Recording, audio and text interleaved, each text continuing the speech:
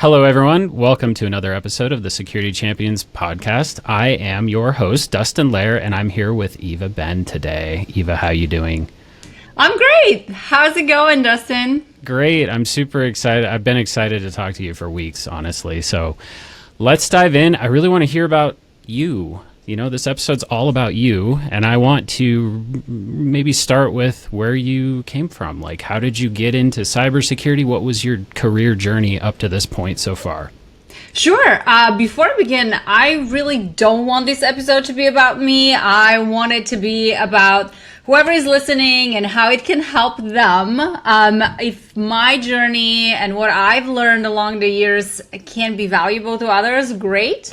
But definitely do not want this episode to be about me. So about my journey, which might actually be inspiring to some people, I came into security from a very non-traditional background. I grew up in Bulgaria, and I barely knew what a computer was through my childhood. And I think that over the years, I ended up putting myself through school. I challenged pretty much everything that I've always known as a young woman, which is that the only way to success is to marry someone successful and have their children, right? This is just kind of the culture that I grew up in. So it took a lot of kind of challenging limiting beliefs, challenging what I've always known to be true, to be where I am today. I put myself through college. I work in restaurants to pay for my college degree because obviously I don't come from a background that my parents could fund that for me. But what I've learned through this journey and what I would love people to take away from my story is that it doesn't matter where you come from. It doesn't matter if you come from money. It doesn't matter if you come from tech background. You are able to be successful in cybersecurity. All you need is just some curiosity. And I actually dedicate a lot of my time, a lot of my free time to educate people on how they can get in cybersecurity for free, because I believe that security, and especially cybersecurity careers, should not be behind a paywall. So if anybody's interested or trying to break in cybersecurity or needs some motivation or free resources, I've got tons for them. Boot camps people don't like me. You know, I'm really glad you brought all this up because it very much aligns with my philosophies around this and why I'm such a big fan of Security Champions programs. And I think that's where you and I started to connect and really have some really good conversations. Because my thought is, I don't know, there's almost this wall of entry, right? This, hey, you know, you have to be technical. Like there's all these requirements that I think a lot of folks in the industry have for becoming a cyber person. I like to just kind of remove all of those and say, everyone has something they can offer. If you're interested, if you're motivated, if you want to get involved, we can find a place for you in cybersecurity. And there's not a lot of fields that are like that. So Completely you want to agree. Talk a little bit more about your thoughts and philosophies around that. Oh my gosh, you know how to nerd swipe me. Because I do have a lot of strong opinions in this. No matter where you come from. So cybersecurity really applies to everything. There's so many different layers on how we can look at security. And because cybersecurity applies to virtually every industry and every layer, from a physical to technology to even human layer, right? No matter what background you have something to bring to the table. And there are a lot of roles and security paths that don't require you to actually have a background in, like, you know, software development, for instance, or infrastructure security. There's a lot of security domains that require people skills, that require empathy, that requires ability to connect with people in a compelling way. So, like, for instance, my background, when I was putting myself through college and I had to work in restaurants, I was bartending, I was doing a whole bunch of stuff. That actually, I'm using these skills because it's made me really good in connecting with people. And obviously, through my career journey, I've I've been in technical roles, and it's not that this has been the only primary thing that I've been using, but it's certainly helped me connect with people and communicate security problems and technical security problems in a way that can resonate with the different types of audiences. So I'm here to argue, and whoever is like listening to this, maybe go into the comment section and tell me what is your background, and I will give you a security role or path that you can apply those skills to. I don't care if you're like working in the kitchen. Actually, I had somebody who transitioned from being a chef into being an incident responder. And I think that this is one of those non-traditional paths that people don't think about. But, being a chef requires you to be calm under pressure, requires you to think fast, requires you to have strong framework of execution. All of these skills are completely transferable. Technology changes over time, but your ability to handle these problems is what really lasts. So yeah, I'm challenging you. Find me a role that doesn't apply to cybersecurity. Find me a role. I mean, I'm not going to challenge that, but I'm curious to see what shows up in the comments, because I've had a very similar experience. Like as I've run security champion programs specifically and found people across the organization who want to get involved, it has produced all these different skill sets, and I've been able to find a place for all of them. Mm-hmm. With a little bit of effort and creativity, I think, in some cases. But I always use the example of like sales folks and marketing, right? Like the skill set that marketers bring to the table is so much needed in cybersecurity, right? Because what we're trying to do is we're trying to get the word out. We're trying to sell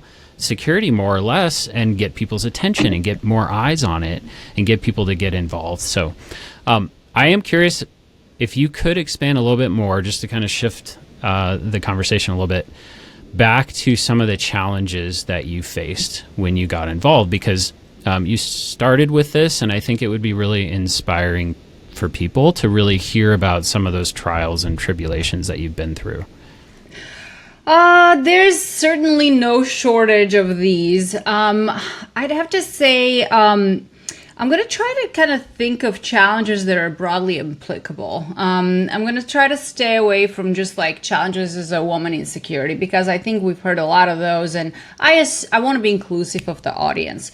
So I would have to say one of the biggest challenges that I faced, and I believe every cybersecurity person will face at some point of their career, is the imposter syndrome.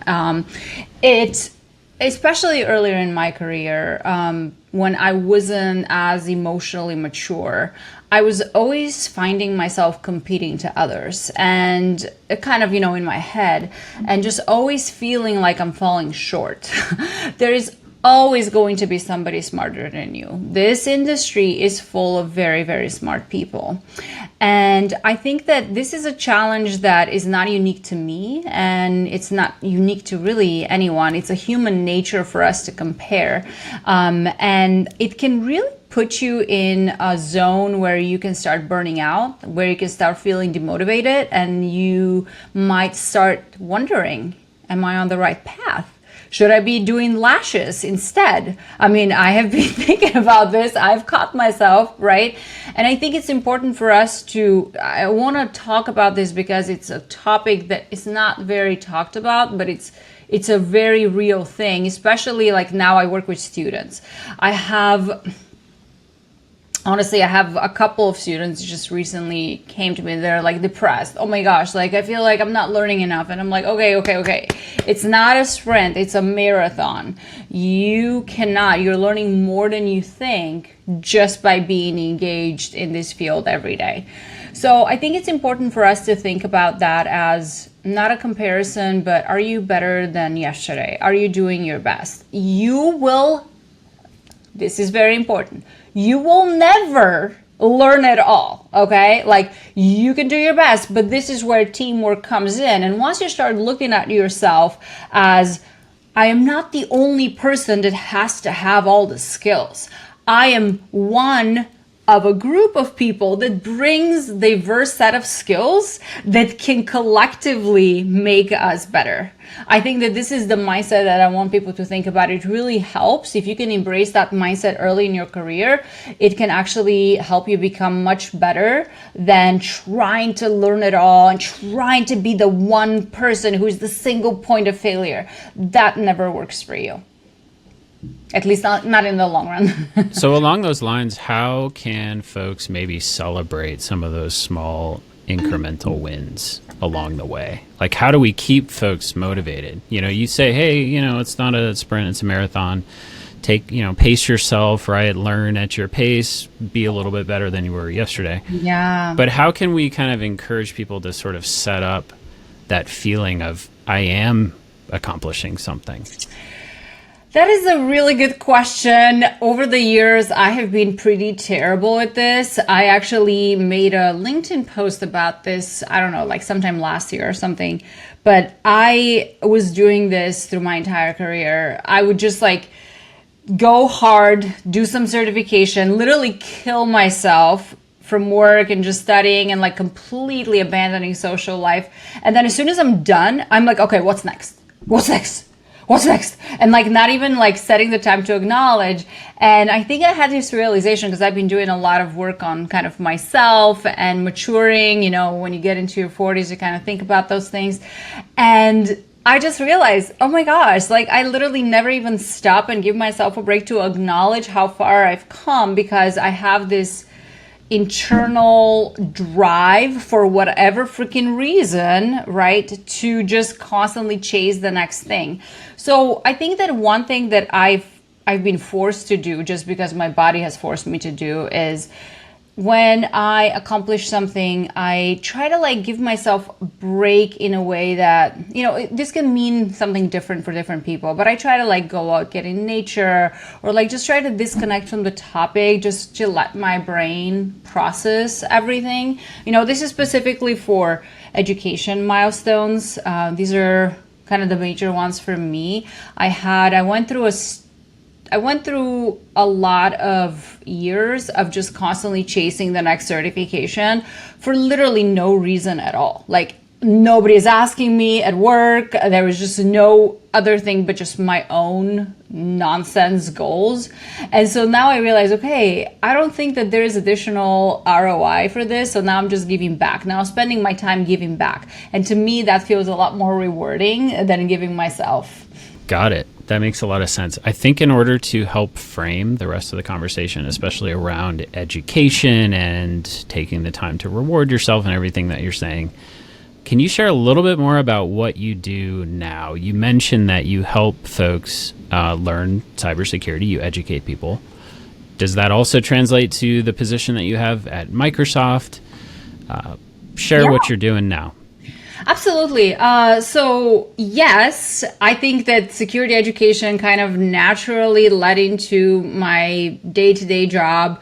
I've been doing, as I mentioned earlier, cybersecurity for about 12 years now. And a lot of this has been in penetration testing, red teaming, both as a people leader as well as a practitioner. And as of more recently, I transitioned into a role where I convert all of these things that we see reactively, like from red team findings and incidents, into education that actually changes behavior. But I'm driving this, and I can't share too much about it, obviously, because it's an internal initiative. But I think what I'm looking at doing is really transforming how we look security education, because we, coming from a red team background, I think I'm trying to use real psychology and social engineering techniques for good that can not just deliver information, but drive identity change in people at a deeper identity level. And this is what I'm very passionate about. I not just invest in this at work, but also in my personal life. As I mentioned, I'm still experimenting. I feel like security can be fun. Security must be fun. And I'm trying to find what is that way? What is that thing that makes security so interesting for everybody that they just want to know everything about security? Okay. That is a can of worms. I It is. am really excited to talk about that more. But I'm actually going to pause us really quick just to hear from our sponsor, and then we'll come right back. Are you running or part of a Security Champions program? Don't miss the Security Champions Summit October 1st and 2nd. This free virtual event is built for you. Over 2 days, get practical strategies, expert panels, and valuable tools to build and scale your program. Plus, compete in the Secure Coding Tournament for prizes. Spots are limited, so save yours now. Check the episode description for the registration link. All right, and we are back. So we just opened up quite a can of worms, and I'm really excited to get right back into it. You were talking, Eva, about transforming education using real psychology, social engineering, changing identity, which I thought was a very interesting thing to say, and then making security fun. Let's talk about the psychology and social engineering side a little bit. What sort of concepts have you learned? How do you apply those to education? So first, before I dive into that, I'd like to clarify what I mean by identity layer education, right? It's one thing to deliver information, right? This is pushing content, and then you're hoping that something sticks. The challenge with that is, this is the traditional education lecture method. The challenge with that is that you are throwing something and there is no soil, that, you're basically throwing the seeds, but the soil is not fertile. How the soil becomes fertile is through emotion. That is when you activate some sort of an emotion within a person, that's the soil that they would actually be more willing to absorb that learning. So whether that's why, when you deliver a talk or when you deliver content like Netflix or whatever kind of, engaging content, there is suspense, right? There is freaking sadness. There is something funny, like humor. This is, essentially what attackers also use to trick you into clicking a phishing email, right? They create urgency, they create fear. Like, it's always emotion that, like, because when a person acts from emotion, they kind of say, like, when emotions are high, intelligence is low, because you are activating that intrinsic, intuition kind of in your brain that to act. So that's what I'm saying. Like, there's some of these techniques that can be used for good. It's one thing if I'm a developer and you give me like a lecture on cross-site scripting, whatever, I'm gonna be like, okay, cool. I'm gonna be eating my popcorn and probably forget about it by the end of the day. But if my pull request is broken and I can't merge that code because and I watch a 30-second video right there and then of why cross-site scripting is bad, here's how to fix it. Guess what? I'm frustrated. I'm interested. I want to watch this because this is going to help me achieve my goal. So here's where I've attached to emotion. So this is just one example, obviously, of how we activate the human brain through emotion. But the other thing that I want to mention is when I talk about identity change, this isn't simply pushing information, right? We enable developers or non-security people or empower them to think of themselves and who they are fundamentally differently. So when it comes to identity shift, I think what's important to understand is there is one thing to deliver information to someone, right, who perceives themselves, I'm a builder, so this isn't something that I really need to know, but okay, it's great information. So then you've delivered this information, you've given them this one piece of information.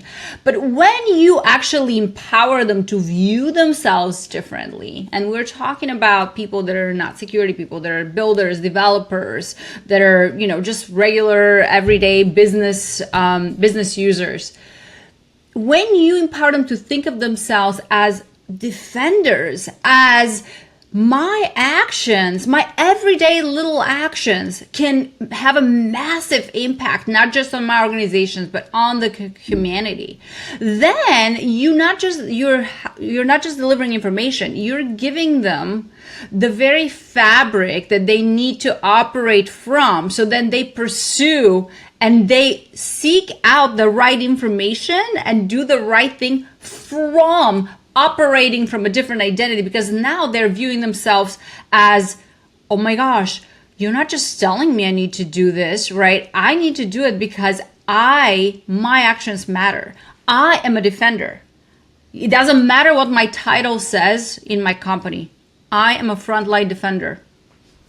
So what I love about that is it very much aligns with the concept of security champions, because it is it's an identity thing. And I think this is why I've had a lot of success with that type of program, is because once you sort of bring people into the club and you say you are a champion, and they sort of attach that status to themselves as part of their identity, they start to act a little bit differently. They take the reins of responsibility, right? And they start to run with it. So I love what you're saying there. You're talking a lot about how people in general act and react to this type of thing.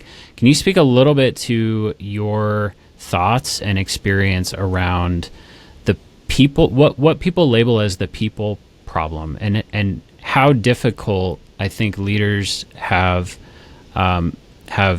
treated this in terms of people are difficult. Like how can we look to understand people and accurately tackle this people problem that's on our hands within cybersecurity? So speak to that a little bit. Is this an insurmountable problem, or are there approaches that can provide essentially predictable outcomes? And this is where I'm going with my identity shift, right? Because if people start viewing themselves differently and their role differently, they start acting differently. Right? You can give somebody a seat belt, which is all of our security tools, but you're going to need to put that seat belt on, right? And you're not going to put that seat belt on because somebody asked you to, right? Because this is not cool. You're going to put it on when you know that when you get into an accident, you're going to be good, right? So I think that it's about anchoring on what matters for you, right? And this is where having empathy and having people skills is so important, because you need to understand where is that person operating from. What are their intrinsic motivators, right? And usually their motivators are not like, I need to go run this tool. Their motivators are, I want to keep my job. I also want to get rewarded for being a good security champion or advocate. I want to, I want to do the right thing, whether it's for me, whether it's for the humanity. But I think that for us to anchor on these things, we need to really understand where and at what point what matters to these people to have some more predictable outcomes. Given, right, it's not like software. Software, we have somewhat predictable input, right? We have somewhat predictable output. Over the years, we've gotten fairly good at testing. Humans, okay. No, we are very unpredictable. There's unpredictable inputs, unpredictable outputs, and there's so many variables, right? Depending on who is going through something personal at this particular time. What's their emotional state? How many hours did they sleep last night? That's gonna all play a role in a very complex equation, whether or not they're going to click that link. So what is going to reduce the likelihood of them doing the wrong thing is them viewing themselves differently, viewing who they are fundamentally differently. And that's where I am looking at, this security innovation. It's less about pushing information. It's more about enabling people to seek out the information, enabling people, it goes beyond security awareness. It goes to the fact where we're changing people's mindset about their impact within the security industry. Right now, I'm like, when you see me at a family event, I feel like people avoid talking to me at this point because I convince everybody that they're security people, even if no matter what they do, and I try to explain them why. So I do believe that every single person on this planet is a security person at this point. And every single decision, every single small error of whoever, right, even your grandma, can have pretty serious consequences. I love this. This is great, but I have to jump in and sort of change the conversation a little bit, I think, for the benefit of the audience. I heard something very recently to reconfirm what I've heard over and over, and that was this person who was somewhat enlightened in terms of all the stuff that you're talking about, the importance of people, the importance of culture, the importance of behavior change, but they did not want to put culture anywhere near their title because they were afraid that they'd be on the chopping block first. Okay, so where should this stuff that you're talking about land in terms of strategic priorities? Yeah. And why do you think culture specialists are essentially on the chopping block first when there's a budget cut? This is a very loaded ass question. How dare you? Indeed. No, I didn't realize I'm going to be in the hot seat. Just kidding. Anyways, no, that's a really good question, actually, Dustin. Probably one of the most interesting questions somebody has asked me on a podcast. I think that, no, I think it's a very valid thing. It's unfortunate because it seems to be the culture, I think, is foundational. It's the most important aspect of security. And it goes back to, security awareness and how we view ourselves. I think the reason, and this is pure speculation, opinion, it is not affiliated to my employer or anything else, but my assumption here would be that culture is something that is expected to be carried out and enacted by everyone and is exemplified by the leadership. So therefore, having dedicated roles just for this could be hard to justify, especially in, if you have to deal with stakeholders and stuff like that. This is just a pure speculation because I know that this is a fact, right? I mean, we see that in the industry. And I personally think that these types of roles are extremely important. And I think that it is something we need to talk about. And it is something that we need to change and embrace and celebrate as an industry versus looking at these roles as kind of like supporting roles and ambiguous and without clear value, because having measuring culture is not easy. And you're able to measure impact from security tooling, right? That's very easy to show impact from, but from culture and security education, that's a little bit harder.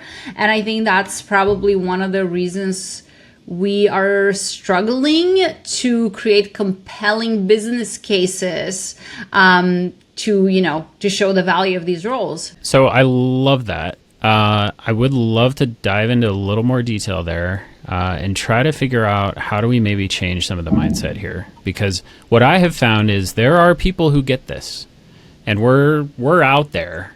But I do think in mass, there's still a perception that cybersecurity is a tech thing only, and that people are too difficult, right? How do we sort of put controls in place, email filters, whatever it is, so that people aren't even faced with these decisions and sort of think about them as very difficult to change their behavior, so we should just sort of do things for them instead. So you're talking about things like it's hard to measure culture, change impact. I completely agree with that. Do you have any ideas for how we can help more people understand this? I think that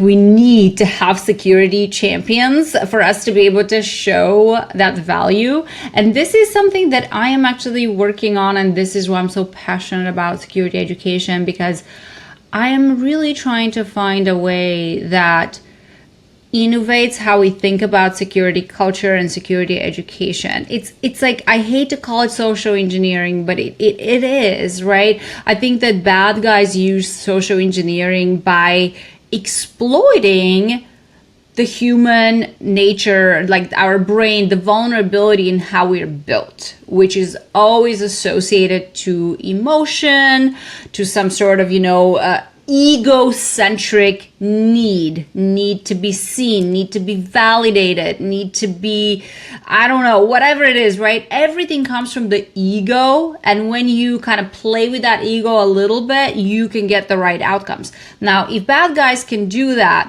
why can't we use those same mechanisms, right? And be smart about it, but use them for good. We can essentially, take advantage or exploit. I'm not going to use these words, right?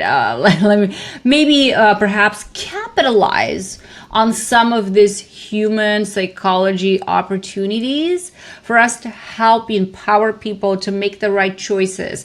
And I think that this is the crux for me. The crux for me is the traditional security awareness and training doesn't work because it gives only this information, right? It tells you, look for this link, hover on it, make sure that there is no weird sender. It doesn't tell you like the impact. It doesn't show you, hey, like your family can experience X, right? Whatever. I think that we need to start thinking when it comes to emotion, we need to demonstrate the downstream impact of a little action to people, because that's when they really start to process. And I think that that's when they're interested. Let's just face it. I'm just going to say it out loud. I mean, how many of you who is willing to admit you watch your security foundations or fundamentals training on mute while you're doing your actual day job? If you're willing to admit it, we know you exist and we know there's a lot of you, right? This is because there is no intrinsic motivation factor. No matter how engaging you make these, unless you attach it to something that matters to that person at that time, it's very hard to keep people engaged. It's just very simple human psychology. So if we can just try to find a way to like play around that and use it to our advantage, I think we'll be able to show and demonstrate more long-lasting outcomes. I love that. I'm a security person, and I will admit on air, I will find the shortest path to complete the training.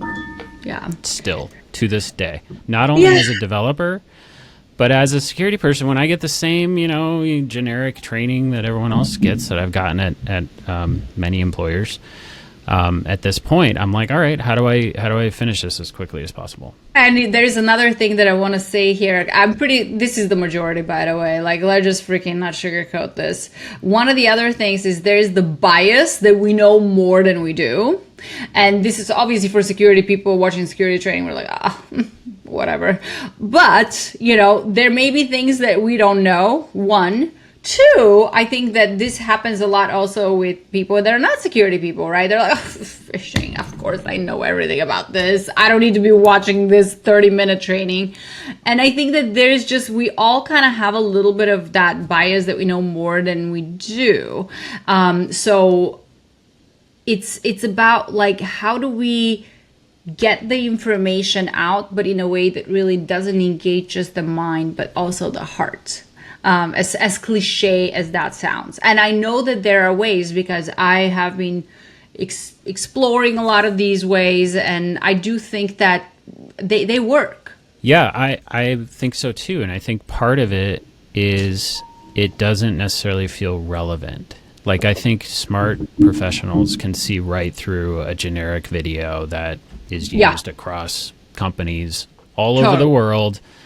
They don't recognize the people that are involved in the videos. They don't recognize anything, and it just doesn't feel like it pertains to them, more or less. So I think we can do a lot better there. I love what you said about incentives, and specifically trying to draw out more intrinsic motivation. And we also touched on this idea of making it fun. So as we're talking about, hey, how do we get more people engaged in and interested in these types of trainings? What are some thoughts that you have about this? How do we make it more engaging? How do we make it more fun? How do we make it so that even maybe security people that already think they know everything about it pause and potentially learn something because of the engaging content? So I think that first we need to understand who they are, right? Who's our audience and what motivates them, what matters to them. I also think that it's important to gamify as much as possible. I think this is the new way of how our brains consume information or get engaged are through short form content, right? I mean, our attention span is that of a squirrel. So you can't be putting people in like 4-hour freaking back-to-back boot camps. This time is long gone. Us olden days, we used to do this, but it's now we have to really adopt to how people consume information. I think that's one way. And the other way is, communicating through stories and using, it has to be like little Netflix series and then gamifying where there's actual science when you consume a piece of information and you actually reinforce it by doing, you retain that a lot better. So if you're giving somebody a gamified challenge, which is part of, what I am doing, you want them to, they're going to want to learn about this thing, right? If they're learning about a vulnerability, I want to solve the challenge because I want the points. So all of a sudden, this is about me. I don't care. I want to learn this. So right there and then, they're going to read about this vulnerability, right? Whatever it is, OWASP top 10, whatever it is, because they're going to there is a goal that is very much attached to their motivator at the time. So I think that psychology, in case you haven't noticed, is a huge, oh my gosh, it's always been like a huge favorite thing of mine. And now I get to nerd out on my favorite things, which is security and psychology. And little than you know, there's so much in common and so much overlap there. And I think that being able to leverage some of how the human brain works in a way to attach, different messages in a way that land, that's where we need to be. It's no longer about delivering information. It's no longer pinging so-and-so because they're very, very talented and they've done so many great things and then they bring and deliver a talk, right? This talk, it's fantastic, but I think it does very little bit beyond entertaining and connection. There's still room for it, but I think if we want things that actually stick, there is new methods now that we need to use. Yeah, I like what you're saying. I kind of want to tie together some things that we've talked about and ask a question based on that, because we've talked about the technical side, we've talked about the people side, we've talked about the importance of the people side, but you also have a technical background as well. So can you tell me about your relationship with the people stuff that you're talking about and all of the tech stuff that you're also interested in? How do you kind of find the right balance there? And I think part of this question is for myself, because I'm a technical person too, but I have become enamored with the people side. Is there a balance that all of us should strive for? Is it more specializations, like maybe when you become a leader, etc., then you should probably learn more about that? Or is there even a place for a highly technical person to really dive into this? And what are the benefits or drawbacks for doing so? I actually think you need to be technical to be able to deliver security education effectively. And I'll tell you why. Because for you to be able to explain something simply, you have to understand a topic very, very deeply. Surface level understanding will not land here. It's much harder to make something more concise and simpler than to make it complex. And it's like, for me, everything I've learned, like in the depth of my understanding of security concepts, is the very reason why I'm able to connect the dots and really kind of connect the people and the technical, because you have to be able to spin content in a way that resonates with a specific audience. You have to be able to spin gamified challenges in the way that they would resonate. So I think that actually, you have to have security expertise. It's very difficult for you to just have just people skill or just marketing skills, and be successful in connecting with people, because you have to have a level of depth that, that can help you elicit just the right things. Yeah, I like that answer. I think it's a balance. And I've had to learn that. Like I started my career just very technical, heads down, developer. I don't want to talk to anyone. I just want to work on technical stuff. Computers are easier to talk to than people. Oh, yeah. And I've had to just switch that mindset and try to come up with a good balance in my life too, because I think you can also go too far, right? You can start to lose the technical edge because you're leaning too much into the people side. Now, all of us have slightly different roles, but I like what you're saying about to be in cyber in general. You should have a bit of both, as far as I'm understanding. Yeah, maybe the degree to that varies based on your position, but spending the time on both is probably worth your time. Is that right? I think it's balanced. I also think it's relying on team building, right? I think that there is time and place for roles that you absolutely need to be hands-on keyboard, the majority of your existence, right? And there is a balance between depth versus breadth, obviously. I do believe that specialization needs to happen in some shape or form within cybersecurity for you to be relevant and helpful. But I think that to what extent and how deep, that greatly, obviously I'm not hands-on keyboard all day. There's so much for me to be doing, but I think it's important to acknowledge and understand and have been hands-on keyboard and have done those things, because that enables you to connect and have the right conversations with the people in security that are doing this job today, as well as the people that will never see a command prompt, in their life. So I think it's important to have that balance. And yes, it's something that I struggle with. But this is also, Dustin, where goes back to my imposter syndrome, right? I used to be that person where, like, for instance, my job would be something completely different, but I would have people working on very deeply technical projects. I'm like, oh, I want to do this. And I feel like I'm falling behind because I'm not doing this.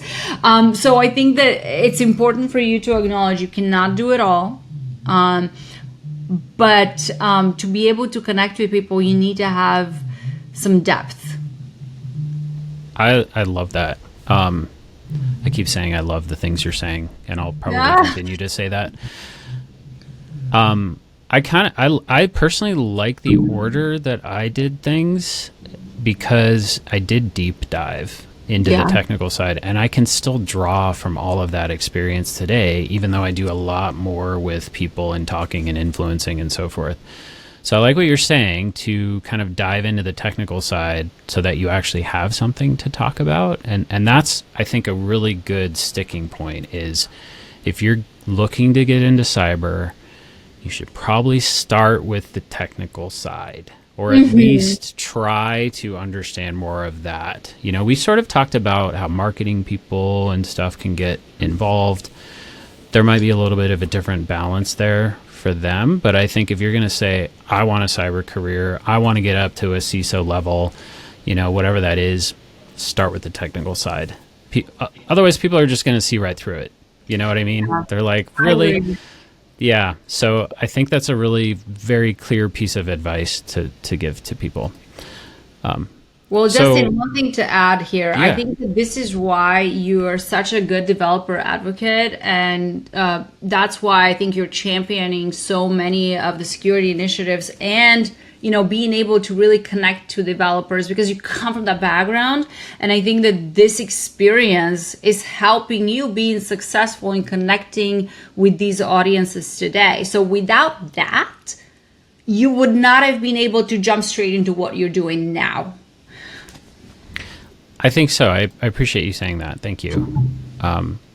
As I host podcasts and, do various things like speak, I always come with a caveat of like, okay, if I'm not very good with words, it's because I spent the first part of my career over 10 years not using them. So please throw me a bone and give me an excuse for that. Okay. Let's talk more about, you sort of talked about your philosophies, et cetera, in terms of educating a culture when it comes to cybersecurity. But you also touched on and sort of invited folks to get more involved who maybe aren't in cybersecurity. So can you tell me more about what you're doing outside of your day job to help educate folks in cyber? Oh my gosh. I'm doing so much. So normal people have real hobbies. My hobby is to talk about cybersecurity or develop cybersecurity content of any shape or form. About 3 months ago, less than 3 months ago, I decided to just create a random TikTok account without my full name, without where I work. It was just an experiment. And honestly, I just realized there's so much need to what I'm doing. It was just totally a random experiment. Now I'm like, I just surpassed 7,000 people that are part of this community. I don't like to call them followers because this is just so weird. I feel like they're just people that I'm helping connect and I'm helping kind of educate. So I do a lot of content creation now because I was doing mentoring one-on-one and I simply cannot scale. So I decided, hey, let me just start giving all these people free content and all kinds of stuff.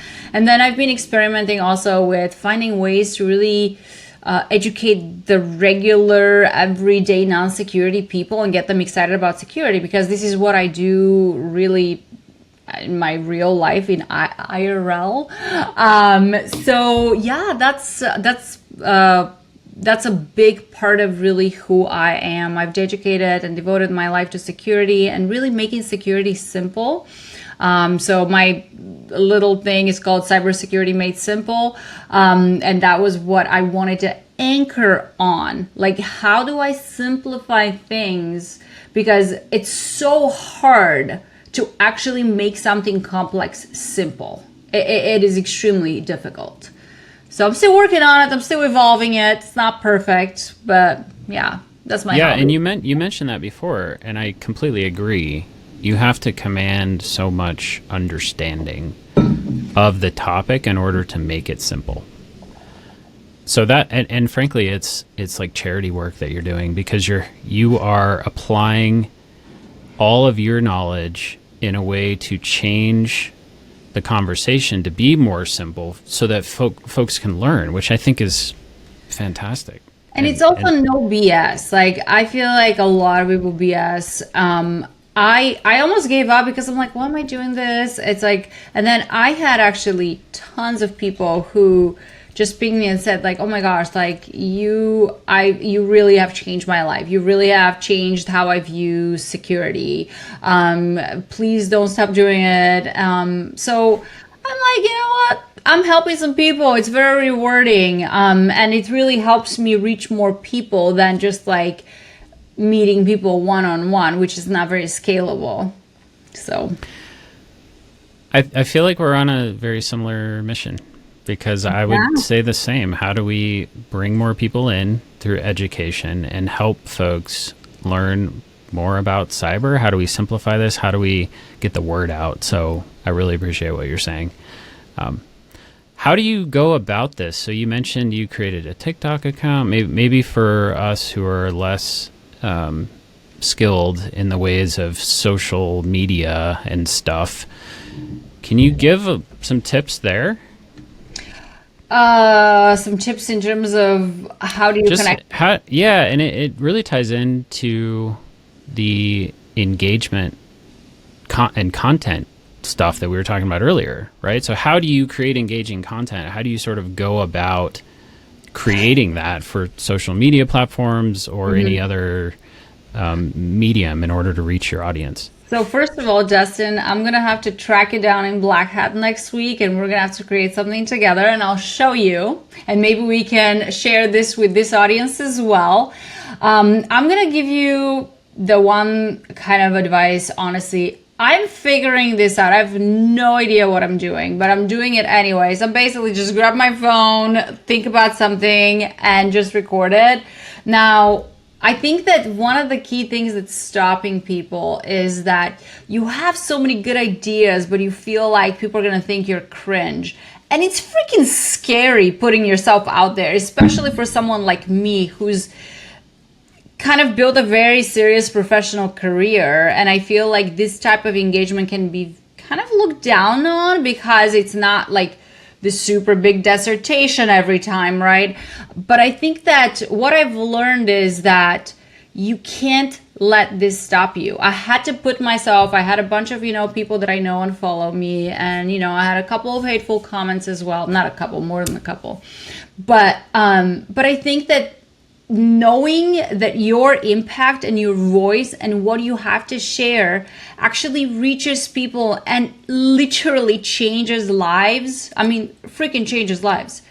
That makes it all worth it. So my advice would be, if you have a message to share, please don't think about what people are going to think, because the world needs your voice and you don't have to be perfect. Just freaking open the phone, record yourself. It doesn't have to be anything crazy. Yeah, and I have to remind myself because I run into the same hesitations. I record silly 1 minute long videos of silliness, but also to kind of make a point that I think is very relevant to folks and our industry. But I get nervous as heck every single time. And I am constantly sort of doubting myself through the entire thing. Is this really something that people are going to like and so forth? I think it's Sorry. Just really quick, what I think I've found to kind of help me through that is I think a lot of this content posting is a way to find your people, if you will, find the people, take a stand on something and find people who are going to get inspired by that. That means almost by definition, well, pretty much by definition, that there will be people that don't appreciate that type of content. Yeah. And that's fine, right? Because you're going to jive a lot better with the folks that appreciate your content anyway. So that's how I've kind of had to justify, hey, this is totally worth my time. I get to find my people. I get to find awesome people like you, Eva, through this kind of approach. I think that there is no person on this freaking planet that can be liked by everyone. There's no person. Not even Kim Kardashian is liked by everybody, okay? I like her, but I know not everybody likes her. This is just one example. I think the other thing I'm going to add to this is, so it's much easier to put yourself out there when you don't have anybody that knows you in real life. I think that's what, TikTok, it was completely nobody could find me from people that know me. And I just created it 0 people. It was just cybersecurity made simple, nothing. So I was just this ghost. They're just post security content. And it was much easier for me. And then 2 months in or so, I decided, okay, I'm just going to start posting on Instagram where I actually have people that know me. And that was so scary because I was like, oh, everybody's going to think I'm so cringe. And some people did, but it's inevitable. It's part of the process. And if you have a message to say, and if you're not, come and talk to me. I'm going to give you all the motivation you need. Yeah. And I think just to go into that a little bit more, the folks that you find by doing this are the relationship that you're going to be able to create with them has a lot more depth and a lot more value than you would have otherwise been able to find. So you're almost trading up, right? You're saying, all right, I'm going to put myself out there. That means some people are not going to like it, but some people are going to love it. Right? And you're saying, okay, instead of, I kind of have this baseline relationship with everybody, you're choosing to say, all right, the people that aren't for me, that's fine. But now I've found people who I can really connect with. And I think that really enhances the quality of your life and your network and helps you find people that have this energy that feeds you, and you can feed them with your energy, and it's just this self-reinforcing loop that I think is totally worth it. I think so. I think one thing, I saw somebody post something on Instagram the other day and I reshared it. This woman was saying, you want to see who your real friends are? Start creating content. This is when you're going to know. And that is so true. Like, you're going to be able to weed those bad apples out instantly. Yeah, there's a quote. I want to say it's Winston Churchill, but don't quote me on that. Someone said, so you have enemies. Good. That means that you've stood up for something at some point in your life. Yeah. Totally on board with that.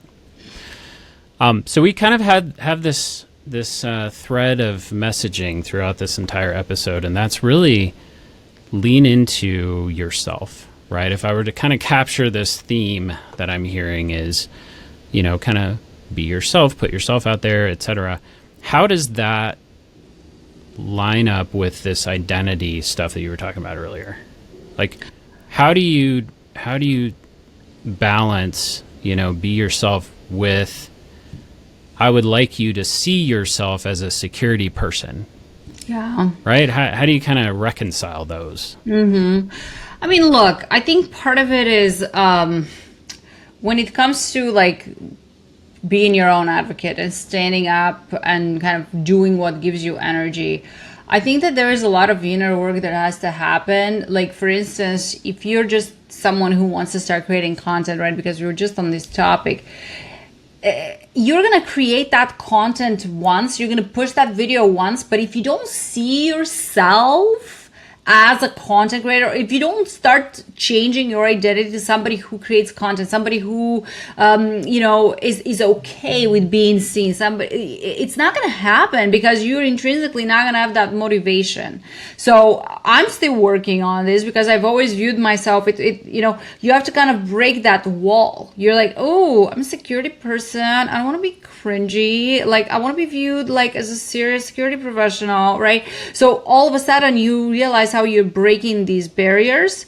It's very similar thing when we talk about identity shift with builders, with developers, with, administrative business people. Your objective and how you view yourself as a business driver, as somebody who builds things, somebody who does, sexy things. But you have to start viewing yourself as a frontline defender, somebody who every day is with all of your actions, you are defending your organization. And this has to become a frontal in how you operate for this to actually have a meaningful, lasting culture shift, to bring it back into the culture too. Well done. Well, then that kind of leads to a question for me, and that's, is this for everyone? When we're talking about shifting folks' identity to be a little bit more security focused, but also content creators, like, is there a this is for everyone type of message here, or is it more, look, there's going to be some people who just don't respond to this, and the entire effort and this mission that both of you and I are on is really just about increasing the number of people, not necessarily reaching everyone and making everyone have this identity that they're a cybersecurity person. Actually, I'm more bolder in my dreams. I actually think that if we don't reprogram somebody effectively, it's our failure because we have failed to recognize what is the intrinsic motivator for these people. We have failed to connect with who they are and what drives them. Everybody has their breaking point, right? This is thinking like a hacker. Everybody has the vulnerabilities. We just need to figure out what they are. We need to do our recon. We need to understand who they are, right? Figuratively, that group of people, not individual targets, and figure out what lands and how to work with that group of people. So for developers, right, they want to be able to build as fast as they can, but they also don't want to be the reason of a major security breach. So I think when we put things into perspective for them on how minor, code update can result in a major security incident that can, span and really impact the global economy, guess what? Then you're going to start thinking about this a little bit different. Then you start thinking about, oh my gosh, like what I do here is not just building stuff. What I do here is building the very fabric of the security of my organization and the industry, because every single company, however small, can be either an entry point, right, depending on what infrastructure they're using, or it can be, if it's a government organization or specific industry organization, it can be a pivot point for lateral movement or an entry point. So really, like everybody, this is not just people that work in big companies, okay? This is everybody. I don't care how small your company is. It applies to you. This is inspiring. I like what you're saying. I would like to jump in with a bit of a challenge on that and just say, well, actually more ask you, there still has to be a spectrum though. Like we're not asking everyone to become cyber professionals at the end of the day, right? It's more about, as I'm listening to you, trying to make sure that folks are weaving in the right cybersecurity habits into their job without necessarily switching their job or changing their job. Well, right? they're not switching their job, but I think that all of the jobs that people have is just they're changing, they're evolving. I like to think, and I get challenged on this all the time, but I like to really view developers and people who touch code and people who touch secure infrastructure of any sort to view themselves as security people. Yes, obviously, you're not going to be performing the day-to-day duties of a security person. There's so many, and when you're an actual security person in your security title, you have specific things you have to do. When you are business administrator or a developer or an HR person, you have different things you have to do. But in every single thing and every single action that you do every day, there are certain things that are security focused that you need to understand. So yes, obviously, like I'm not advocating to change everybody's title to security. I feel like that would be kind of cool. But I think that everybody needs to operate from a security first mindset. Perhaps that's the most balanced way to frame that. Well said. That's amazing. I love what you're saying there. You knew that I would say that again. I think we need to wrap it up, even though that I've just absolutely enjoyed this conversation. It's been great, Eva. Thank you for joining me. I'd love to leave folks with a takeaway. If you want to kind of formulate something really quick while I talk for a couple of seconds here. But yeah, I really enjoyed the conversation. I think we exposed a lot of things. I hope you appreciated some of the challenges and some of the spicy and harder questions than you're typically faced with, it sounds like.